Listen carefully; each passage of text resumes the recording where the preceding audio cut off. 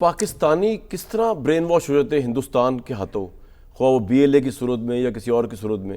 مطلب کیا پیسے کی اٹریکشن ہوتی ہے، کوئی نظریاتی وہ ہوتی ہے؟ کس طرح برین واش ہو جاتے ہیں؟ آپ تو وہاں بہت گھومے پھرے افغانستان میں، آپ نے بہت آپ تو لسٹیں بنایا کرتے ہیں جنگجوؤں کی بھی، کیا بینٹ آف مائنڈ ہے؟ دیکھیں، دو چیزیں ایسی ہیں جو بہت ان کے سخت اثرات ہوتے ہیں، ایک قوم پرستی اور ایک مذہب کے نام پہ کچھ چیزوں کو کرنا۔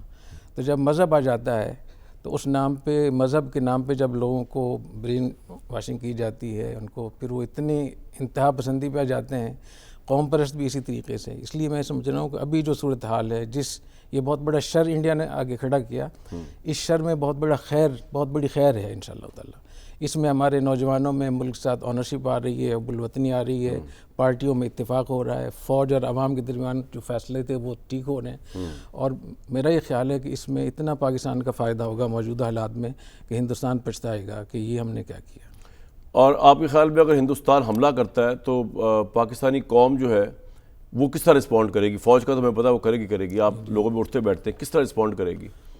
ایک دیکھیے، جو کہا جا رہا تھا کہ پاکستان کے لوگ فوج سے دور ہیں، جی لیکن جس طریقے سے جگت بازی کر رہے ہیں اور لطیفے چھوڑ رہے ہیں، اس سے معلوم ہوتا ہے ہندوستان کے اوپر، ان کی فورسز کے اوپر، اس سے معلوم ہوتا ہے کہ ہمارے نوجوان، ہماری عوام وہ فوج پہ اندھا اعتماد کر دی ہے کہ ہم محفوظ ہیں، ہماری فوج جب تک ہے تو ہم لطیفے بازی کر رہے ہیں اس پہ۔ جنرل عاصم منیر کو آپ کس طرح دیکھتے ہیں اس جنگی حالات کے اندر کہ ہندوستان کو ڈیل کرنا ہے، اوپر سے بہت پریشر ہے ان کے اوپر، Balochistan, local terrorism, international terrorism, کس طرح آپ دیکھتے ہیں؟ کیونکہ انہوں نے، مجھے جہاں تک یاد ہے، انہوں نے آپ کو افغانستان میں نیگوشیشنز کرنے کے لیے یا بات کرنے کے لیے بھیجا بھی تھا، لیکن آپ جا نہیں پائے وجوہات کی وجہ سے۔ میں اس پہ بعد میں بات کروں گا۔ جنرل عاصم منیر صاحب سے کوئی 10 سال، 7، 8، 9 سال سے میرا تعلق ہے۔ اوکے، میں جتنا ان کو جانتا ہوں، وہ آدمی دین پہ، اسلام پہ، پاکستان پہ کوئی کمپرومائز نہیں کرے گا، چاہے کچھ بھی ہو جائے، اور اس قسم کی قیادت کی آج ہمیں ضرورت تھی فوج کے حوالے سے۔